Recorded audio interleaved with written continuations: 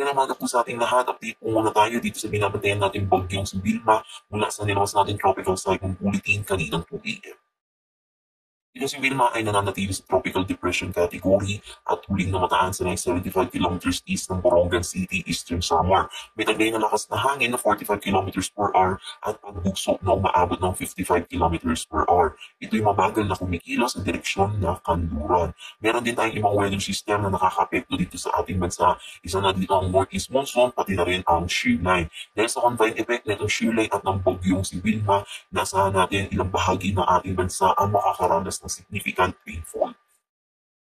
Para naman sa forecast track nito natin si bagyong si Vilma, inaasahan natin tropical depression category lamang ito na pagtawid nito sa ating kalupaan. Kung mag-i-intensify man po ito ay nasa labas na ng ating Philippine Area of Responsibility o kaya dito sa may West Philippine Sea. Inaasahan natin posible itong mag-landfall ngayong araw dito sa may Eastern Visayas at multiple landfalls din po ang ating inaasahan dahil dadaan nga po ito dito sa may Kabisayaan po natin patungo na rin dito sa may Palawan. So halos yung track po din siya nitong si Verbena na multiple landfalls po ang inaasahan. Pero para sa ating mga kababayan, huwag po natin hintayin yung landfall. So dapat po naghahanda na rin po tayo dahil naasahan natin yung mga pag-ulan at mga usok na malakas na hangin na dulot nitong si Vilma.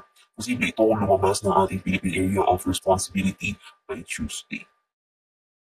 Para naman sa ating tropical cyclone din signal number 1 dito sa may southern portion ng Sorsogon, mainland Masbate kasama ang Ikaw Island, Romblon, Northern Samar, Eastern Samar, Biliran, Leyte, Southern Leyte, Cebu kasama ang Bantayan at Camotes Island, Bohol, Negros Occidental, Siquijor, northern at central portion ng Negros Oriental, Guimaras, Iloilo, Capiz, Aklan, Antique, Surigao del Norte kasama ang Siargao at Bukas Grande Islands, Dinagat Islands, northern portion ng Surigao del Sur, northern portion ng Agusan del Norte, pati na rin ng Camiguin. So signal number 1 po ang pinakamataas po nating tinataas kapag tropical depression category ang ating bagyo.